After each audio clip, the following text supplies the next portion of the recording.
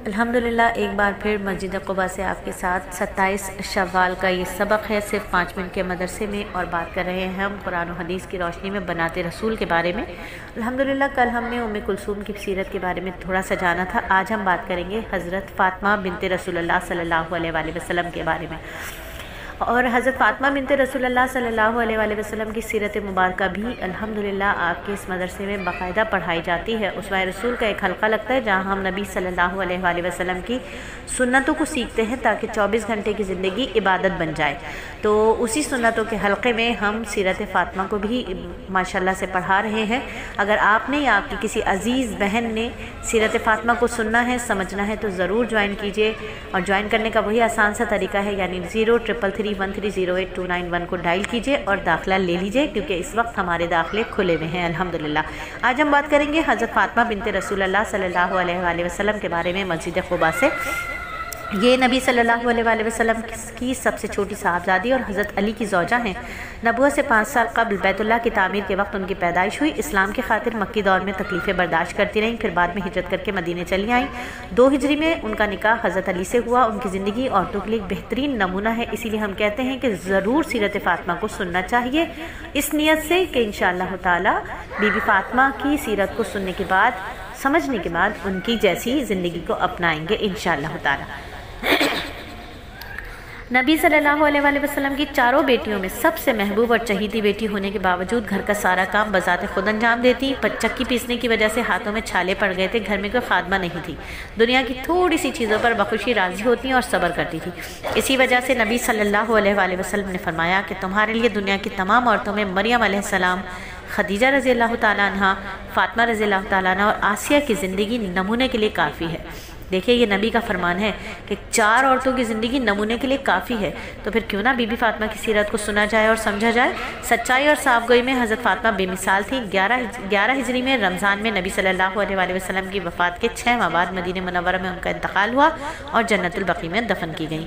اللہ کی قدرت دیکھیے کہ جب سے دنیا آباد ہے اس وقت سے لے کر آج تک دن اور رات اپنے متعین وقت پر آتے ہیں اور جاتے ہیں۔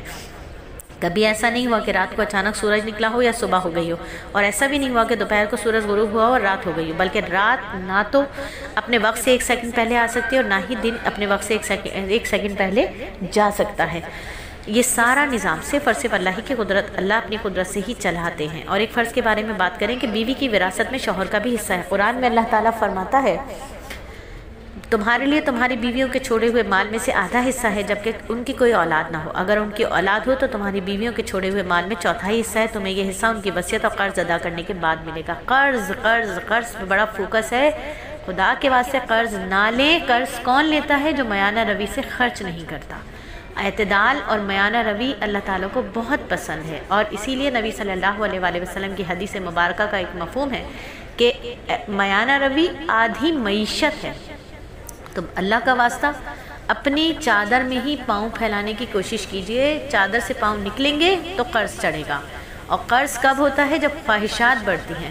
ضروریات اتنی ہی رکھے جتنی ضرورت ہے۔ اللہ رب العزت مجھے بھی عمل کرنے کی توفیق عطا فرمائے۔ اور دعا کے ختم پر چہرے پر ہاتھ پھیرنا، نبی صلی اللہ علیہ وآلہ وسلم جب دعا کے لیے ہاتھ اٹھاتے تو چہرے پر ہاتھ پھیرنے کے بعد ہی رکھتے، تو یہ ایک سنت عمل کرنا چاہیے۔ اور ایک بہت ہی اہم عمل کی فضیلت کہ نبی صلی اللہ علیہ وآلہ وسلم نے فرمایا جس شخص نے دن میں 10 مرتبہ اشہد ان لا الہ الا اللہ پڑھا تو اللہ تعالیٰ اس کے لیے 40 لاکھ نیکیاں لکھے گا۔ یہ پوری دعا ہے، انشاءاللہ آپ کو لکھ کر بھیج دی جائے گی۔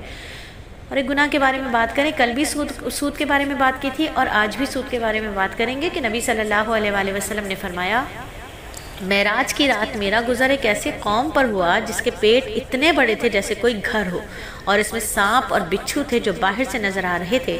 میں نے جبرائیل سے پوچھا یہ کون لوگ ہیں؟ جبرائیل نے کہا یہ سود کھانے والے ہیں، یہ سود کھانے والے ہیں۔ تو سود سے بچیے، سود بہت خطرناک چیز ہے، اور سود کا جو سب سے چھوٹا درجہ ہے نا، وہ ایسے ہے جیسے اپنی ماں کے ساتھ زنا کیا۔ تو سود اتنی خطرناک چیز ہے، جو سود لیتا ہے، سود دیتا ہے، سود کی گواہی لکھتا ہے، لکھواتا ہے، اس کی گواہی دیتا ہے، وہ گویا ایسے کہ اس نے اللہ اور اللہ کے رسول کے ساتھ ڈائریکٹ جنگ کی ہوئی ہے۔ تو اللہ رب العزت ہمیں سود سے بچائے۔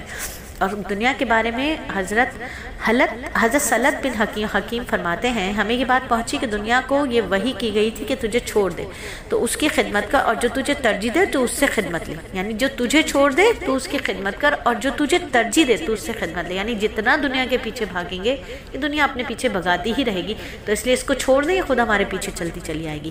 اور آخرت کے بارے میں قرآن میں اللہ فرماتا ہے جب سورج بے نور ہو جائے گا اور ستارے گر پڑیں گے، اور جب پہاڑ جلا دیے جائیں گے، اور جب 10 ماہ کی گھابن اونٹنیاں قیمتی ہونے کے باوجود آزاد چھوڑ دی جائیں گی، جب جنگلی جانور جمع کیے جائیں گے، اور جب دریا بھڑکا دیے جائیں گے، یہ ہوگا قیامت۔ اس کی منظر کشی اللہ رب العزت جزمہ میں آخری پارے کی صورتوں میں قیامت کی ایسی منظر کشی ہے کہ انسان کا دل لرز جاتا ہے، اور اسی لیے ہم کہتے ہیں کہ ایک آیت ترجمہ ضرور سننا شروع کر دیجئے۔ طب نبوی سے علاج کے ایک مرتبہ حضرت عبداللہ بن رواحہ نے نبی صلی اللہ علیہ وآلہ وسلم سے داڑھ میں شدید درد کی شکایت کی، تو آپ نے انہیں قریب بلا کر درد کی جگہ پر اپنا مبارک ہاتھ رکھا اور 7 مرتبہ یہ دعا پڑھائی، اور انہیں فوراً آرام آ گیا۔ انشاءاللہ دعا آپ کو فلائر پر لکھ کر بھیج دی جائے گی۔ قرآن میں اللہ تعالیٰ حکم فرماتا ہے تم اپنے رب سے اپنے گناہ معاف کروایا کرو، اس کی جانب متوجہ رہو۔ الحمدللہ 5 منٹ کا مدرسہ صرف اور صرف 6 منٹ میں مکمل ہوا۔